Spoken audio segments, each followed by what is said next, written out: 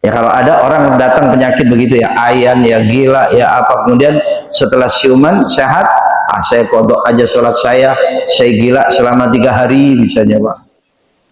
Ya, saya nggak sholat, mendingan saya kodok aja dah. Ya bagus, silakan saja. Tapi tidak wajib. Andai kata tidak kodok ya nggak dosa.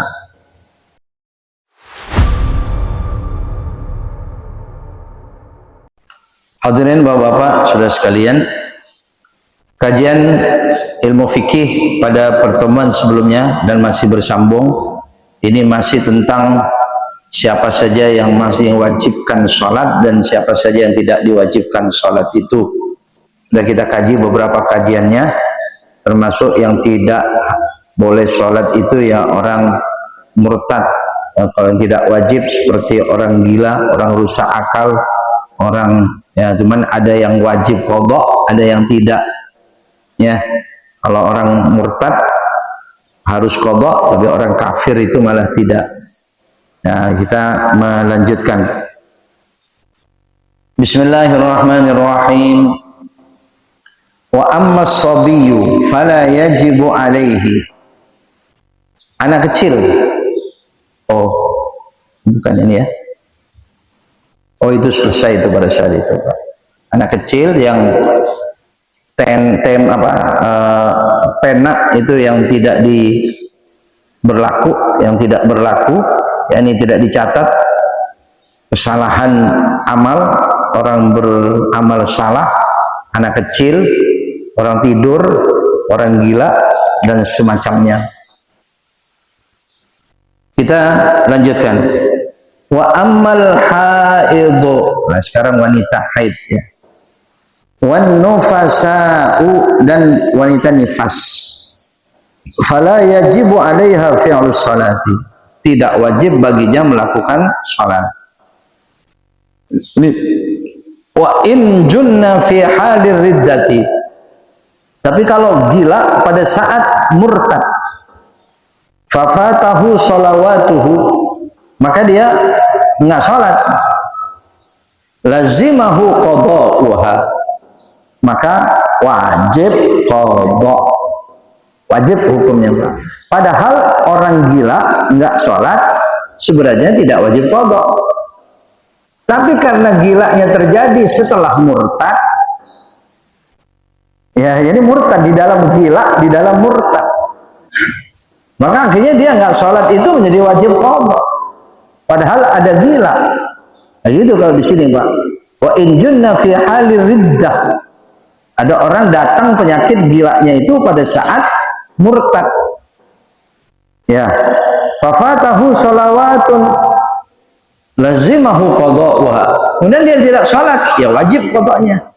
Padahal seandainya gila tidak murtad, nggak wajib qada'nya itu Pak. Ya kalau ada orang datang penyakit begitu ya, ayan ya, gila ya apa, kemudian setelah siuman sehat, saya kodok aja sholat saya gila selama 3 hari misalnya Pak. Ya, saya nggak sholat, mendingan saya kodok aja dah. Ya bagus, silakan saja. Tapi tidak wajib. Andai kata tidak kodok ya nggak dosa. Tapi kalau diawali dengan murtad dulu, oh enggak, tetap jadi wajib. Jadi dahsyat ya orang murtad itu ya, disalahkannya oleh agama itu tinggi sekali. Wa in hadatil mar'atu fi halir riddah fafataha sholawatun lam yalzimha qada'uha. Tapi sebaliknya, wanita datang haidnya pada saat murtad, nah itu tidak wajib qada'nya. Kenapa? Karena memang wanita haid itu tidak wajib qada', salat ada kewajiban bagi dia salat. Murtad terus haid, ya nggak wajib Pak. Tapi kalau murtad terus gila, wajib itu qada'nya. Li'anna suqutas salati 'anil majnuni litakhfif, alasannya gugurnya salat bagi orang gila itu dan semacamnya ya, gila, ayan, rusak akal itu karena keringanan. Itu karena keringanan Pak. Ya kalau keringanan memang diringankan aja, nggak wajib sholat. Itu kalau kepada orang gila itu. Wal murtaddu la yastakhif takhfif. Sedangkan orang murtad itu tidak berhak keringanan, tidak ada. Keringanan bagi orang murtad tidak ada. A'udzubillahi min dzalik. Jangan sampai. Sampaikan pada keluarga kita, siapapun Pak, saudara kita, mau sebab apa saja kalau sudah harus murtad, jangan sampai. Terlalu berat. Nggak ada, tidak berhak sama sekali keringanan. Jadi semua utang-utang yang wajib yang ditinggalkan tuh wajib semua itu. Coba kalau murtadnya 10 tahun. Ada nggak murtad 10 tahun, Mbak? Yang lebih juga banyak. Oh, begitu menikah dia murtad, kemudian punya anak sudah berapa? Betul. Katanya suaminya meninggal, balik dia, beriman lagi dia, taubat, Islam lagi dia. Ada kadang begitu, Pak. Sudah berapa tahun? Wajib itu semua itu diqadha. Ya Rabb. Puasanya 10 bulan kalau 10 tahun. Kapan mau bayarnya? La yastahiqqut takhfif wal murtaddu la yastahiqqu lahu takhfif. Orang murtad tidak berhak mendapatkan keringanan apapun. Wa suqutul qadha anil haid, sedangkan gugurnya salat qadha bagi orang wanita haid azimatun, itu memang hukum asli itu pokok. Bahwa orang haid itu memang tidak ada wajib bagi dia. Kalau gila itu keringanan. Kalau murtad tidak punya keringanan. Li ajli takfif wa laysa li ajli takfif. Ini kalau kepada wanita itu bukan meringankan, bukan. Memang asli dasarnya wanita haid nifas tidak ada kewajiban salat. Wal murtaddu min ahlil azaim, sedangkan murtad itu termasuk bagian daripada asal pokok asli. Ya, hukum aslinya orang murtad itu memang kayak begitu, nggak ada keringanan. Ya. Itu permasalahan yang pertama. Dan yang kedua, wala yu'maru ahadun, beda lagi nih Pak ya. Wala yu'maru ahadun mimman la yajibu alaihi fi'lu salati bi fi'liha illa as-sabi. Tidak diperintahkan seseorang mimman la yajibu alaihi, dari orang yang tidak wajib baginya fi'lus salati, melakukan salat, bi fi'liha, untuk melakukan salat, ya, diperintah, jadi harus diperintahkan melakukan salat, itu tidak diperintahkan begitu. Illa sabi, kecuali anak kecil. Anak kecil, Pak. Ya kalau cuman tadi orang murtad diminta taubat itu ya boleh, ya bagus, harusnya begitu. Terutama para ulamanya, para hakimnya, para hukamanya seharusnya yang berbuat begitu. Istitabah namanya, istitabah, ya, taubat. Allah, saya pernah ini, ya, pernikahan, saya tidak bisa berkata apa-apa karena ya Allah, kecintaan wanita ini kepada suaminya yang non muslim ini tinggi sekali, sulit. Orang tuanya apa semua nggak kena ngomong, tetap dia harus menikah ya dengan orang itu, dan dia tetap diajak masuk ke agamanya. Orang tuanya nangis kayak apa itu nggak kena juga ya, sampai saya pun ikut ngomong juga nggak kena juga ya. Kalau udah ya apa, cinta apa namanya itu, begitu itu ya, udah susah. Allah, ya Rabb. Ya ada yang laki ikut istrinya, ada istri ikut suaminya. Wah ya, naudzubillah min dzalik. Jadi bagi mereka kalau istitabah silakan minta supaya tobat. Tapi kalau ada orang yang memang tidak diwajibkan sholat, kemudian sampai kepada waktu-waktu yang memang tidak boleh sholat, kemudian kita anjurkan dia sholat, ya tidak boleh. Memang tak boleh, masa iya orang haid suruh sholat, kan begitu. Tapi beda dengan orang yang haidnya sudah berhenti tapi nggak mandi-mandi kemudian nggak sholat-sholat, atau orang junub nggak mandi-mandi tapi nggak sholat-sholat, ya anjurin, suruh. Tapi kalau anak kecil, anak-anak kita Pak, illa sobi, anak itu malah wajib, fa innahu yu'maru bi fi'liha li sab'i sinin. Kalau sudah sampai umur 7 tahun wajib hukumnya disuruh. Nah beda kan, kalau tadi nggak boleh nyuruh, kalau ini wajib hukumnya nyuruh, dibimbing anaknya itu. Makanya tempo hari itu ada pertanyaan, kalau sudah ngerecokin anak-anak di masjid itu bagaimana itu ya, banyak pertanyaan begitu. Itu harusnya pengurus masjid bagaimana, jamaah bagaimana. Satu sisi anak ini perlu diajarkan sholat bahkan berjamaah, di sisi lain mengganggu orang yang berjamaah, banyak nggak suka. Mana-mana pertanyaan itu kan, di mana-mana ada anak-anak Pak, tapi kayaknya di masjid ini kurang ya, nggak terlalu banyak ya anak-anak ini. Apa benar Pak? Oh cuman kebetulan saya nggak ketemu barangkali. Kalau bulan Ramadan banyak nggak? Wah iya.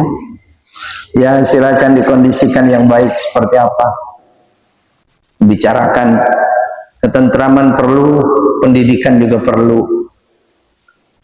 Bahkan wa yudrabu ala tarbiha li ashrin. Wajib dipukul. Wajib, mukulnya itu wajib. Jadi gimana ini kalau udah sampai begini, Pak Islam masa ada mukul wajib? Anaknya mukul anaknya jadi wajib, kalau nggak dipukul jadi dosa. Ini kan ajaran begini kan kayak menakutkan ya. Tapi li asyri sinin, karena umurnya 10 tahun. Ada umur 10 masih nggak mau sholat juga, sedikit pukul, tapi pukulannya mendidik tentunya, bukan yang membahayakan ya.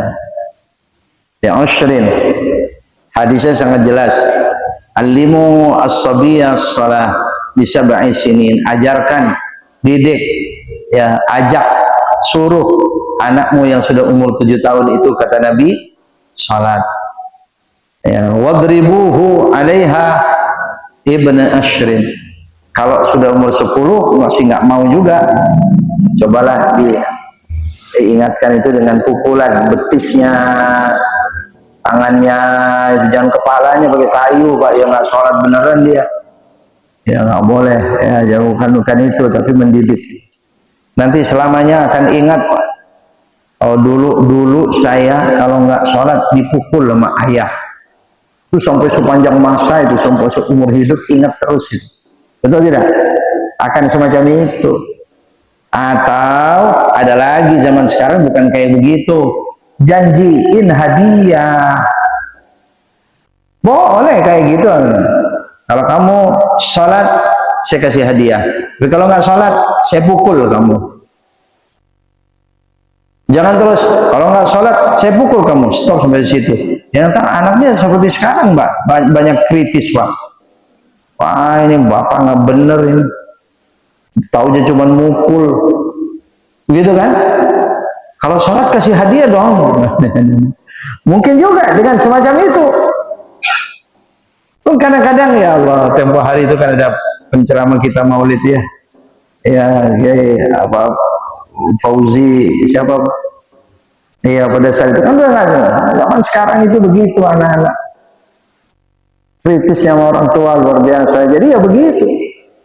Coba kalau piano, asal lulus nanti kursus pianonya hadiah nih besar, giliran khatam Quran nggak ada hadiah. Nah, ini salah orang tua juga kalau begini.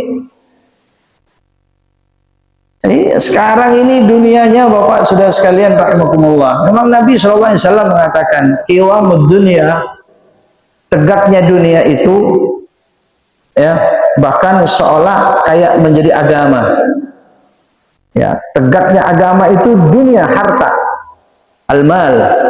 Jadi harta itu seolah menjadi tegaknya dunia, tegaknya agama. Begitu Pak. Dan yang dihormati daripada yang berilmu, lebih banyak orang yang hormat dengan yang berharta. Betul tidak? Kalau hormatnya kepada pejabat, kepada pangkat tinggi, orang kaya, sambutannya datang ke suatu tempat kayak gimana itu, sambutannya semacam itu. Ya betul sih memang dia orang kaya yang baik, orang kaya yang dermawan, boleh Pak. Tapi bagaimana menyambut ulama yang pewaris para nabi? Makanya barusan kemarinan itu saya baca di medsos itu, ada suatu tempat itu menyambut orang kaya, sambutannya semacam itu Pak. Tapi begitu sudah ada seorang penghafal Al-Quran, tidak ada sambutan semacam itu. Ya, kalau prestasi anak itu yang prestasinya apa mungkin Pak? Terserah, bukan agama. Begitu berprestasi, pemain bola misalnya, dia bisa menjuarai, wah itu dihormatinya, pulang ke kampungnya kayak gimana itu. Betul. Tapi pulang dari Masjidil Haram, masih sama, umurnya masih muda, dia hafidz Quran, nggak ada sambutan apa-apa. Kalau kepada pemain bola, wah orang kaya ini janjiin hadiah begini, besar-besar hadiahnya. Iya ya, sebentar aja duit sudah besar, sudah banyak. Tapi yang hafidz Quran, ya inilah dunia kita dan inilah dunia kaum muslimin sekarang. Ya, ya Allah, jadi janjikan hadiah asal kamu rajin sholat, asal kamu nanti benar sholatnya, umur sekian, Bapak siapkan hadiah. Wah, ya nggak apa-apa dia sholatnya itu tidak ikhlas karena Allah, sholatnya karena hadiah dulu, namanya belajar. Jangankan anak-anak kita aja mau begitu dulu, nggak apa-apa Pak. Ngaji di sana Al-Mubarak, tuh habis ngaji pasti wah, sembakoan. Berat itu sembakonya itu. Akhirnya orang pada datang ngaji untuk sembako. Ya biarin daripada nggak ngaji Pak. Nggak apa-apa andai kata bukan ikhlas karena Allah. Suatu saat karena dia ikut ngaji, dinasehati, dikasih tahu, dibahas hadis, bahas ayat, nggak mustahil hidayah Allah turun, hilang rasa itu, sekarang menjadi ikhlas tuh. Makanya setuju saya kalau pengajian sepi. Ini duha ini termasuk sepi banyak nih Pak. Ini banyak ini yang hadir nih udah ini. Tapi kalau mau lebih banyak, coba aja umumin besok, bulan besok pengajian duha sekalian sembakoan. Insya Allah berikut amplop, isinya tidak banyak amplopnya, 5 jutaan. Umumkan di Jumat, beberapa Jumat. Kira-kira rame yang datang nggak? Yang nggak biasa datang itu Pak. Iya, ya andai kata mau begitu, ada orang kaya yang dermawan. Seberapa cuman 200 orang 5 jutaan bagi dia nggak masalah. Iya ya, silakan nggak apa-apa. Jadi bukan karena Allah dulu, tapi tetap melakukannya lebih baik Pak. Jangan diusir orang begitu. Ente nggak bener, ngaji bukan karena Allah, berjamaah bukan karena Allah. Kemudian pergi, nggak usah, jangan diusir begitu. Biar saja dulu. Anak kita juga begitu. Ini kadang-kadang asal kamu nilainya 9 matematiknya, wow gitu ya. Asal bahasa Inggrisnya 9, hadiah handphone. Iya. Wah semangat dia belajarnya Pak. Giliran sholatnya benar, Al-Qurannya khatam, Qurannya tahsinnya bagus, banyak hafalan-hafalan. Nah ada janji-janji hadiah. Nah orang tua begini nih ya. Kurang ini Pak. Ini hati-hati. Saya masalahnya pernah pengalaman Pak. Nah, kalau saya pengalaman itu saya ceritakan kemudian saya tidak tahu di mana, Bapak nggak tahu di mana dan siapa dia, kan nggak masalah ya. Diambil di balik itu hikmahnya. Saya ngajar agama di tempat seorang anaknya ngaji belajar agama, apa namanya, privat agama ya. Kemudian di situ banyak guru piano ada, guru matematik ada, guru bahasa Inggris ada. Kebetulan memang suatu saat bareng datangnya Pak. Terus terang, aduh mereka disambutnya kayak apa? Duduk baru sebentar aja makanan udah keluar. Giliran guru agamanya, masuk aja lembek banget. Masuk Pak. Iya, giliran yang piano, yang mau Pak, mari silakan, mari Pak silakan. Ini orang Islam semacam ini gimana ini? Perlu ngaji banyak dia. Ya, takut itu. Ini bukan berarti saya gila hormat minta dihormati, bukan. Karena Allahnya, karena perintahnya. Menghormati ulama, menghormati guru, khususnya yang guru akhirat, itu Nabi Shallallahu Alaihi Wasallam yang dihormati oleh orang itu. Begitu Pak, tidak akan terjadi kepada kita semua. Cuma ini cerita saja ya, ada tipe-tipe orang-orang semacam itu. Nah ini anak nih Pak. Alimu as-sabiyah as-salat. Ajarkan anakmu itu salat. Ya, ajak, perintah, suruh, dorong, ajari kalau umur 7 tahun. Tapi kalau 10 tahun, ya silakan, boleh sampai dipukul itu. Dan jangan lupa kalau mereka taat, kasih hadiah yang bagus. Kemudian dalam sebuah hadis an Amr bin Shu'aib an Abi, ada tambahannya. Nabi bersabda, muru auladakum bis-shalah wa hum abna'u sab'i sinin. Perintahkan anak-anakmu dengan salat kalau sudah umur 7 tahun. Wadribuhum 'alaiha wa hum abna'u 'ashrin. Boleh pukul mereka itu kalau sudah 10 tahun tidak salat. Kemudian ada satu lagi yang tidak dibahas dalam hadis sebelumnya. Wa farriqu bainahum fil madaji'. Pisahlah tempat tidurnya. Ini ada perintah, Pak. Jadi jangan dikumpulkan satu kamar mestinya, satu tempat tidur itu jangan. Apalagi kadang-kadang yang maksud di sini adalah laki perempuan. Anak sama-sama anak. Itu ada larangan dikumpulkan itu. Fil madaji' itu tempat tidurnya.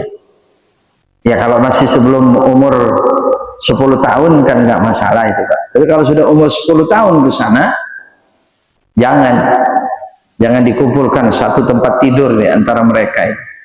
Laki sama laki bisa bagus, apalagi laki dengan perempuan, saudara kakak beradik perempuan, nggak boleh.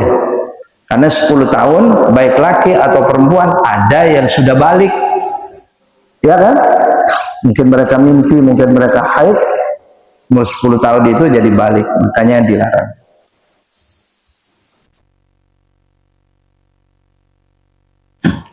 Kalau kita kembali kepada ayat Allah Subhanahu wa taala dalam Al-Qur'an, hadzal amru wadh-dharbu wajibun 'alal wali sawa'un kana aban aw jiddan aw wasiyan aw qayyiban min jihatil qadhi. Yang punya tanggung jawab untuk melakukan perintah salat itu, maksudnya pada anak itu pertama walinya, baik itu bapaknya ataupun kakeknya. Ya kalau tidak ada ya ibu. Tapi pertama yang wajib ayahnya. Au qayyiban min jihatil qadhi, atau orang yang memang mempunyai tanggung jawab di tempat itu, di lingkungan itu. Al-qadhi di sini ya, qadhi itu artinya hakim. Ya, atau mungkin pemuka masyarakat di tempat itu, para ulama. Karena ada ayat Al-Qur'an sangat jelas, wa'mur ahlaka bis-salati wastabir 'alaiha la nas'aluka rizqa nahnu narzuquk wal 'aqibatu lit-taqwa. Wa'mur ahlaka bis-salati, perintahkan keluargamu kata Allah dengan salat. Wastabir 'alaiha, dan minta mereka itu supaya sabar. Karena orang sholatnya baik pasti sabar. Orang sabar mesti sholatnya baik. Dan di sini bahasanya bukan wasbir. Wasbir itu sabarlah, tapi wastabir itu lebih lagi. Betul-betul minta kepada mereka itu supaya sabar dengan sholat itu. Artinya ya baguskan betul sholatnya. Tidak akan bagus sholatnya kalau nggak sabar. Wastabir 'alaiha. Sampai Allah mengatakan, la nas'aluka rizqa. Saya tidak meminta rezeki kepada engkau. Nahnu narzuquk, saya yang akan memberi rezeki. Wal 'aqibatu lit-taqwa, akibat baik itu bagi orang-orang yang bertakwa. Diterangkan dalam Al-Qur'an di surah Taha ayat 132. Nah, Nabi Shallallahu alaihi wasallam bersabda, ya, Shalli ala zawiyati baitik tudawwiru baitaka kullah. Pernah Nabi bersabda, salatlah engkau di sebagian rumahmu. Di dalam rumah entah di sebelah mana, Pak. Al-zawiyah itu artinya pojokan. Maka rumahmu akan bersinar. Nah, malah ada lagi kepada Abu Hurairah, Nabi bersabda, ya, mur ahlaka bis salat, perintahkan keluargamu dengan salat. Ya'tika Allahu rizqa min haitsu la yahtasib.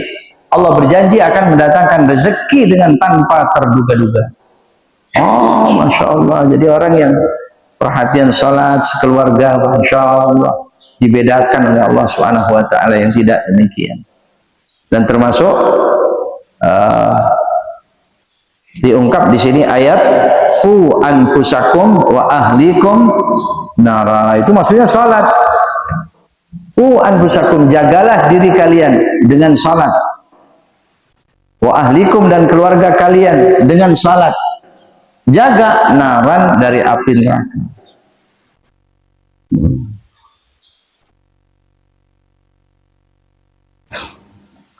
Ya, maka Bapak Saudara sekalian, dalam suatu hadis, wa inna liwaladika alaika haqqah. Nabi pernah bersabda, sungguhnya bagi anakmu atasmu itu ada hak. Jadi hak kita memang anak kita itu. Nah, tapi walaupun itu hak kita mau diapakan, kullukum ra'in, semua kalian itu pemimpin, ya, mas'ulun an ra'iyatihi. Kalian pasti akan dimintain pertanggungjawaban dari yang dipimpin. Lalu siapa yang dipimpin kita pertama? Tubuh kita. Yang kedua, memang keluarga kita. Kalau kita laki-laki, anak dan istri. Itu ra'in, itu akan ditanya. Ya, mas'ulun an ra'in. Warrajulu ra'in fi ahlihi wa mas'ulun an ra'iyati. Semua seseorang, atau kalau rajulun itu diartikan laki-laki, ya jelas. Makanya ya perintah atau mengingatkan salat itu, Masya Allah, memang kita harus cerewet, Pak. Pada anak kita itu yang udah umur-umur SMP, SMA, mungkin masih SD itu kadang-kadang masih gampang. Betul tidak? Kalau udah SMP itu udah jarang di hadapan mata kita, Pak. Ya udah banyakkan di luar rumah. Pulang-pulang udah malam, sholat isya apa tidak. Cerewet kita seharusnya. Tak apa-apa. Sebisa mungkin dilawan, jangan marah kita. Ya, sebisa mungkin janji-janjikan entah apa caranya, seperti apa. Cerewet, ingatkan. Nah, pergi keluar kota, nah jangan lupa sholat. Betul. Kalau ada postingan-postingan yang penting tentang sholat, kirim. Iya, orang yang rajin sholat akan begini, akan begitu. Pada mereka. Nah, mustahil hidayah Allah itu masuk pada saat dia membaca postingan itu, membaca ya kiriman dari bapak, dari orang tuanya. Nah, dia minta dengan kelembutan itu bahasanya yang bagus. Karena teringat ayat Allahnya seperti ini, hadisnya seperti ini. Baik, Bapak Saudara sekalian, mungkin waktunya barangkali ya. Silakan hal-hal lain, ada waktu 5 menit itu sepertinya. Allahu a'lam. Oh ya, baik, silakan.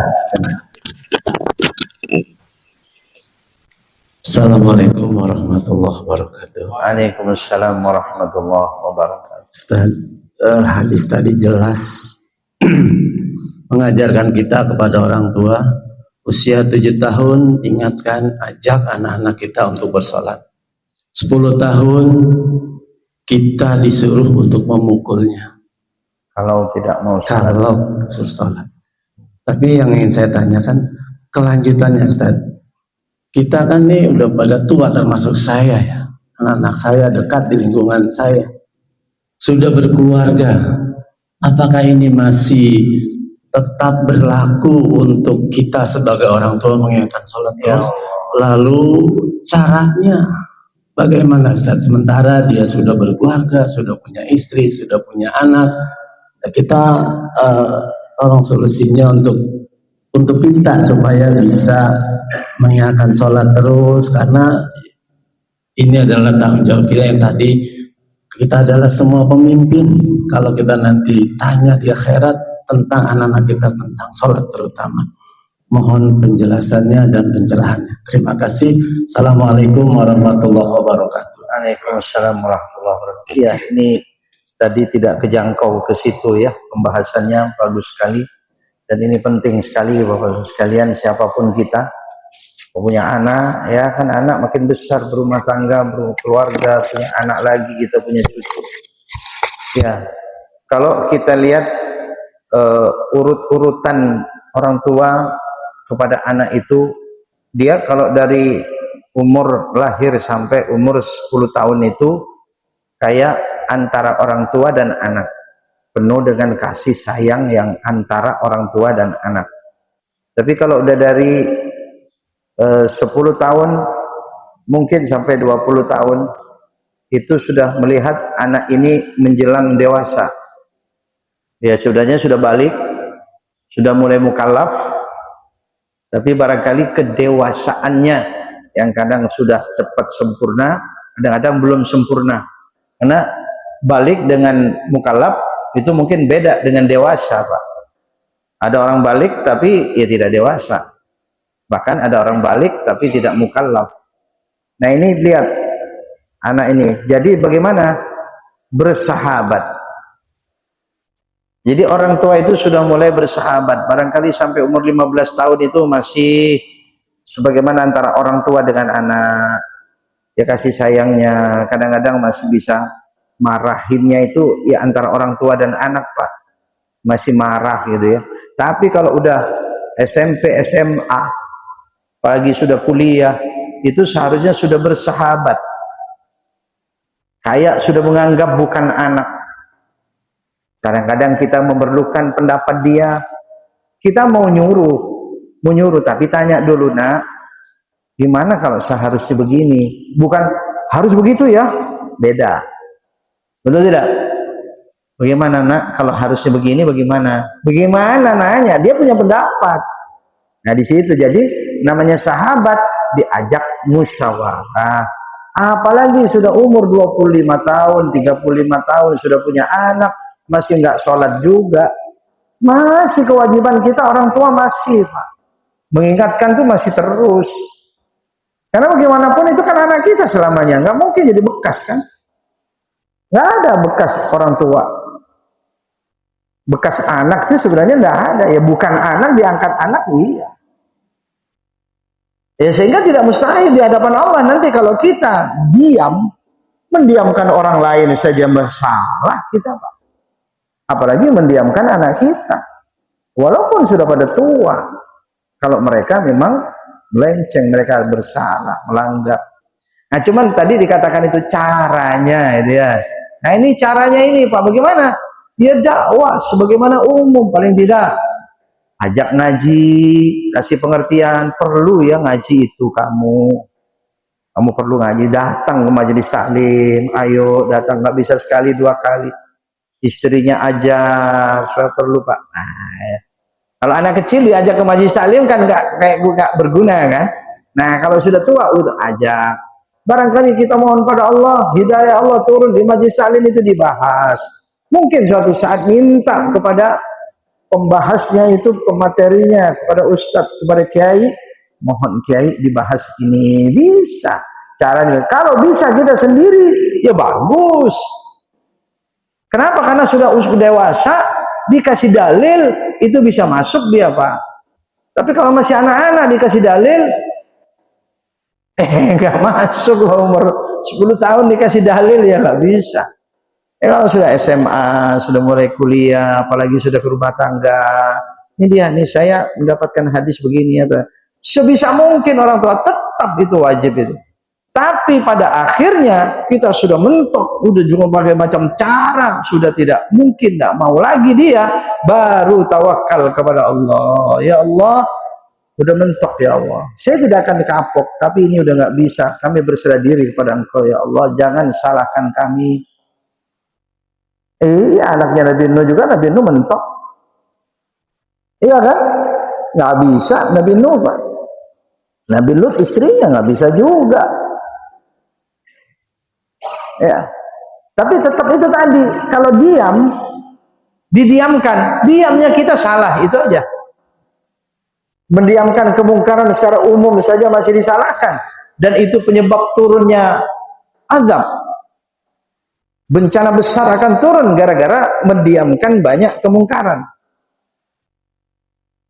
Itu saja, apalagi di rumah tangga kita. Ya coba kalau dikasih tahu kayak tadi. Nah, ini dalam Qur'annya, ya Allah, Allah berjanji siapa yang ingin dimurahkan rezekinya, oh ternyata harus rajin sholat, ayo jaga sholat. Kali nggak kena, dua kali nggak kena, nggak apa-apa, terus saja. Saya katakan tadi cerewet kita. Jangan gampang nyerah kita, Pak.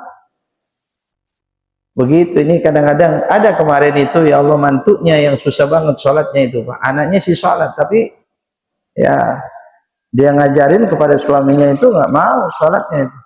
Anaknya rajin sholat, anaknya dia rajin sholat, tapi mantunya ya sama. Kalau udah jadi mantu kan jadi keluarga udah. Ada juga kadang begitu ya. Iya, Pak. Pokoknya jangan merasa umur sekian udah bukan tanggung jawab kita orang tua. Nggak ada begitu. Ya, ada sebaya ini masalah sholat. Masalah sholat atau ibadah-ibadah makruh. Yang bukan tanggung jawab orang tua itu ada. Nanti misalnya nafkah. Kalau dia udah kerja, kembali kepada dia. Kan begitu, udah bukan orang tua lagi. Nah, itu ada yang kita bukan sholat. Ya, kan itu diantaranya ya. Masya Allah ya. Penting sekali, Pak. Ini diuji kita kadang oleh Allah itu dihadirkan keluarga-keluarga, anak keturunan yang semacam itu, ya tentu untuk supaya kita sabar, supaya kita mendapatkan derajat menjadi ladang ibadah kita di situ. Di situ. Kalau sabar, insya Allah derajat bagi kita. Baik, mungkin ada lagi yang lain atau cukup, Pak? Ya, alhamdulillah ya cukup ya. Saya akan membacakan penutup doanya dengan dengan istighfar Rajab, agak panjang sedikit.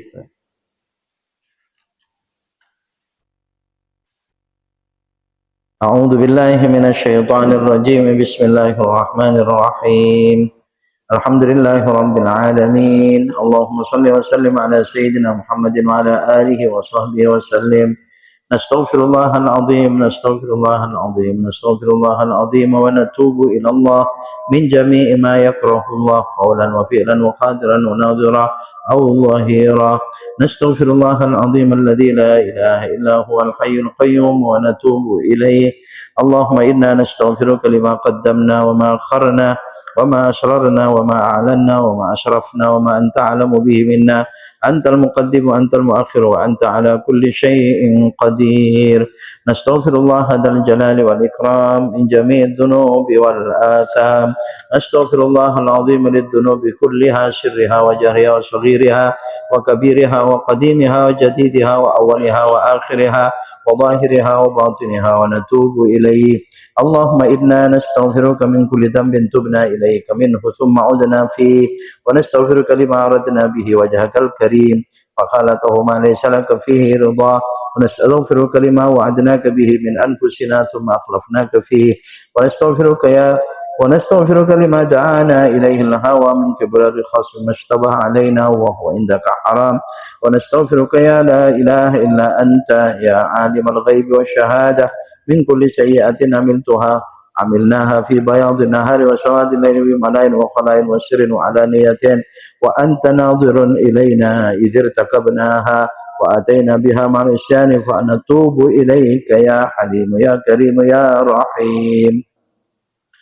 ونستغفرك من النعم التي أنعمت بها علينا فتقوينا بها على معصيتك ونستغفرك من الذنوب التي لا يعرفها أحد غيرك ولا يطلع عليها أحد سواك ولا يسعها إلا حلمك ولا ينجينا منها إلا عفوك ونستغفرك من كل يمين سلفت منا فحدثنا فيها ونحن عندك مؤاخذون بها ونستغفرك يا kita bersama-sama la ilaha illa anta subhanaka inni kuntu minadh dhalimin la ilaha illa anta subhanaka inni kuntu minadh dhalimin la ilaha illa إلا أنت سبحانك إني كنت من الظالمين فاستجبنا له ونجيناه من الغم وكذلك ننجي المؤمنين وزكريا إذ نادى ربه رب لا تذرني فردا وأنت خير الوارثين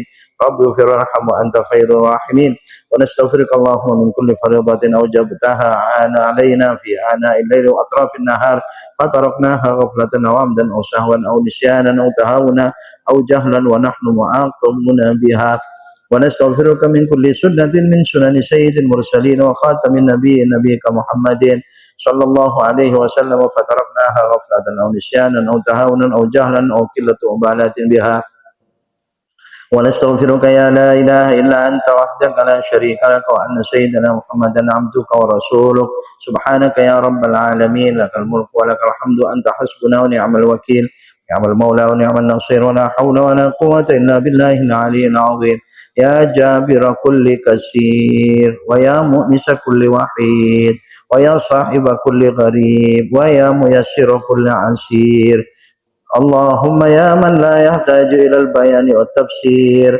حاجاتنا إليك كثير حاجاتنا إليك كثير semua hajat masing-masing Allahumma ya arhamar hamdulillah wa yassir Allahumma ya Allah kami صلح ذرياتنا عنهم من بعدك اللهم يا ميسر كل عسير ويا من لا يحتاج إلى البيان والتفسير حاجاتنا إليك كثير وأنت عالم بها وبصير وأنت على ما تشاء قدير اللهم صل وسلم على سيدنا محمد بعدد من صلى عليه وبعدد من لم يصلي عليه اللهم صل وسلم على روح سيدنا محمد في الأرواح اللهم صل وسلم على تربة سيدنا محمد في التراب اللهم صل وسلم على قبر سيدنا محمد في القبور اللهم صل وسلم على صورة سيدنا محمد في الصور اللهم صل وسلم على سيدنا محمد في الأسماء kita bersama laqad ja'akum rasulun min anfusikum azizun 'alaihi ma 'anittum harisun 'alaikum bil mu'minina raufur rahim fa in tawallaw faqul hasbiyallahu la ilaha illa huwa 'alaihi tawakkaltu wa huwa rabbul 'arsyil 'azim wa sallallahu ala sayyidina Muhammadin wa ala alihi wa sahbihi wa sallam bi kulli lahdatin abada adada khalqihi wa ridwana wa zinata arsyihi wa midada kalimatihi walhamdulillahi rabbil alamin. Ada sedikit terakhir Bapak-Bapak sekalian, ini kalau disampaikan akan datang sepertinya agak telat, tapi kurang tahu itu ada subuh ketiga itu ya, biasanya ya Ustaz ya. Ada subuh ketiga itu Jumat keberapa di bulan Rajab itu Pak? Ya, ini minggu ya, kemudian Jumat besok itu 20, iya benar. Wallahu a'lam, mungkin nanti diingatkan lagi. Ada suatu ijazah yang mungkin biasa, suatu riwayat mengatakan sayang sekali kalau tidak diamalkan pada saat Jumat. Pada saat Jumat khotib sedang mimbar dan khutbah itu membaca 35 kali pendek. Sayyiduna Muhammad Rasulullah, Sayyiduna Ahmad Rasulullah. Kalau bisa dengan sallallahu alaihi wasallam. Enggak sampai 5 menit kayaknya itu. Kalau saya khutib Jumat biasanya kalau ingat di Jumat terakhir di Rajab. Jumat terakhir di Rajab. Itu kalau dibaca dikatakan lam yanqati'il. Jadi wal khatibu yakhutub.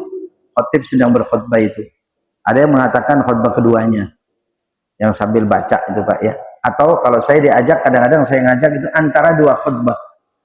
Itu bagus sekali itu antara 2 khutbah karena itu waktu mustajab dan tidak melanggar hadis yang kalau khutbah itu kan nggak boleh berkata-kata. Kita harus diam dan mendengarkan. Ya sudah, saya mengajaknya pada jamaah. Sebelumnya saya bahas dulu, baru diajak bersama ya. Kalau mau disingkat Muhammad Rasulullah, Ahmad Rasulullah, Muhammad Rasulullah, Ahmad Rasulullah, kencengin aja itu khotib baca supaya diikuti, nggak apa-apa, tidak berarti merusak, enggak ya. Dan itu kalau diamalkan yang menyenangkan ini, lam yanqati ilmal min yadayhi, Allah tidak akan putuskan rezeki dari kedua tangannya, bahkan mal itu harta ya. Ya sudah, karena ini setahun sekali, amalannya ringan, lebih baik kita amalkan. Mungkin nanti disebar di grup barangkali Pak, kalau udah mendekati Jumat ketiga itu ya barangkali ya. Ya Allah alam, apa nanti jadwal ketiga saya subuh itu masih bisa mengingatkan saya, kurang takutnya udah lewat saya, Jumatnya takut udah lewat. Baik, jadi gampang ya, hafal ya. Kalau yang lengkap sih pakai Sayyidina, Sayyiduna, bukan Sayyidina, tapi Sayyiduna Muhammad Rasulullah, Sayyiduna Ahmad Rasulullah, 35 kali, yang terakhir Sallallahu Alaihi Wasallam. Atau setiap baca Sallallahu Alaihi Wasallam ya bagus, itu salawat. Demikian kurang lebihnya, mohon maaf. Subhanakallahumma wa bihamdika asyhadu an la ilaha illa anta astaghfiruka wa atubu ilaik.